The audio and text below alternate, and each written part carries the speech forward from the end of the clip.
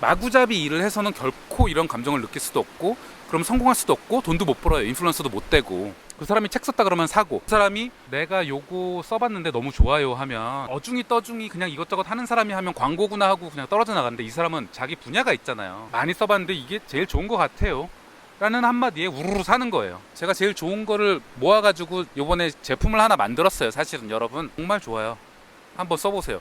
이러면 사업이 대박 나는 거거든요. 그랬을 때 사람들이 보면 와, 저 사람 인플루언서여서 돈 많이 벌었대 이렇게 이야기 하잖아요. 속 사정은 모르고 겉모습만 보는 거예요. 인플루언서가 돈 벌었다 이것만 보는 거예요. 근데 사실은 그렇지 않죠.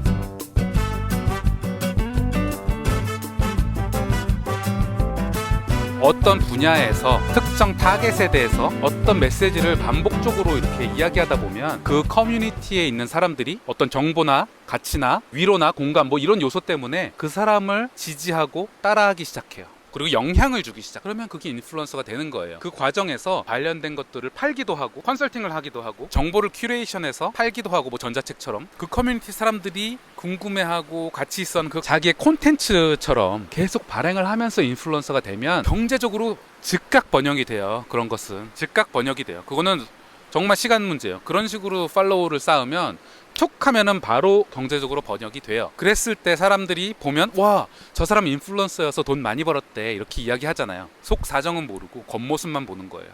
인플루언서가 돈 벌었다 이것만 보는 거예요. 근데 사실은 그렇지 않죠. 사람들한테 꾸준히 똑같은 사람들, 타겟이라고 하죠. 똑같은 타겟들한테 똑같은 정보와 메시지와 어떤 감성적인 어떤 혹은 뭔가의 스토리를 계속 해온 거예요. 그 사람은 한 분야가 있다는 거예요. 자기만의 분야가. 그러니까 사람들이 팔로우를 하고, 그런 사람들이 모였을 때는 다시 한번 이야기하지만 경제적으로 금세 전환이 돼요. 왜냐하면 사람들이 그 사람 자체를 좋아서 그런 게 아니라 그 사람이 그 분야의 정보 혹은 가치관 뭐 이런 것들이기 때문에 난 그 사람 궁금하고 내가 컨설팅 받고 싶거든. 그 사람이 책 썼다 그러면 사고, 그 사람이 내가 요거 써봤는데 너무 좋아요 하면 어중이 떠중이 그냥 이것저것 하는 사람이 하면 광고구나 하고 그냥 떨어져 나가는데, 이 사람은 자기 분야가 있잖아요. 많이 써봤는데 이게 제일 좋은 것 같아요 라는 한마디에 우르르 사는 거예요. 제가 제일 좋은 거를 모아가지고 요번에 제품을 하나 만들었어요. 사실은 여러분 정말 좋아요.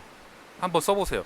이러면 사업이 대박 나는 거거든요. 혹은 관련된 그런 분야가 있다면 그 업체 사람들이 협찬을 하고 광고료를 주는 거예요. 왜냐면 이 사람은 이 분야에 정말 인플루언서거든요. 그러니까 인플루언서가 되고 싶다면 거꾸로 이야기하면요, 인플루언서가 돼야지 라고 해서는 될 수 없는 거예요. 자기가 정말 좋아하는 분야를 파고 들어서 그 전문가가 되고, 그 전문가가 되기까지 계속 그거를 사람들과 나누고 콘텐츠를 발행하고 그 스토리로 만들고, 혹은 개인적으로 뭐 위로와 공감을 주기도 하고, 이런 과정에서 만들어지는 거죠. 오랜 시간을 통해서. 그러면 그 사람은 인플루언서이기 전에 이미 한 분야의 전문가이기 때문에 무엇으로든 성공할 가능성이 많죠.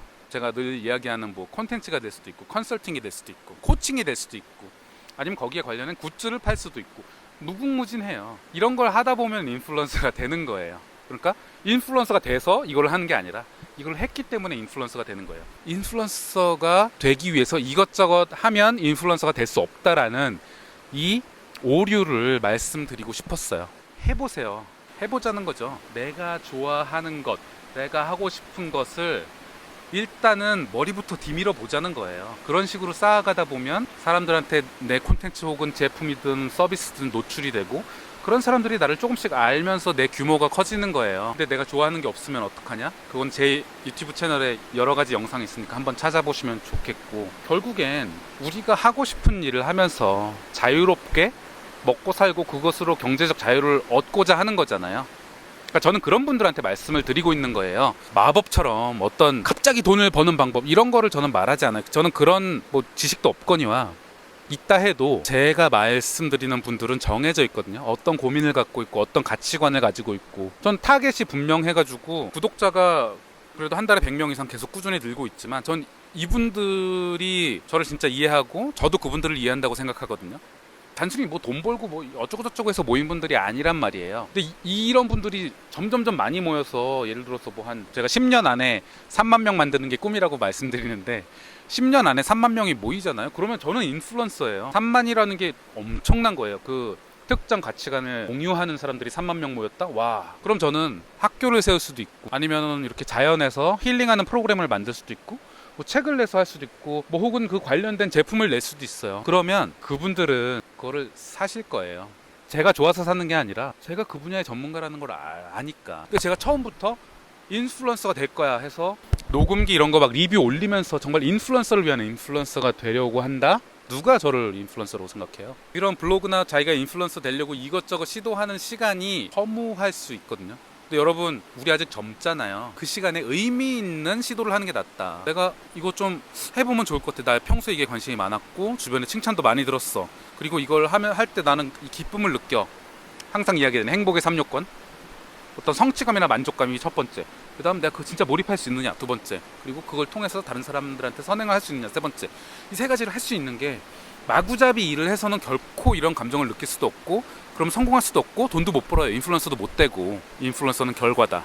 차라리 그런 내가 인플루언서가 되기 위해서 이것저것 찔러보는 허황된 꿈과 시간 동안 차라리 내가 진짜 원하는 것을 탐구하려고 시간을 쓰거나, 내가 진짜 원하는 것을 시도해보는, 이거 맞는지 틀린지 시도해봐야 돼요. 본인도 시도해보는 시간으로 삼으면, 그 중에 하나가 걸리면, 그러니까 걸린다는 표현이 좀 그런데, 그 중에 하나가 정말 이거는 나하고 굿핏이다 그러면 그걸로 이렇게 키워가다 보면 진정한 인플루언서가 되는 거고, 나도 경제적으로 자유롭고 싶어, 그게 폼나 보여, 그래서 인플루언서가 되려고 블로그를 하고 뭐 쓸데없는 거 자기가 아니어도 누구나 할 수 있는 그런 것을 막 괜히 흉내내는 분들이 계시다면, 그런 분들에게 제 오늘 좀 이런 잔소리와 뼈때림이 조금이라도 도움이 됐으면 좋겠습니다. 조금 다른 시야를 한 번쯤 고민해 보셨으면, 뭐 제 말 꼭 하실 필요 없고 그런 생각도 있구나 이렇게 생각하셨으면 좋겠습니다.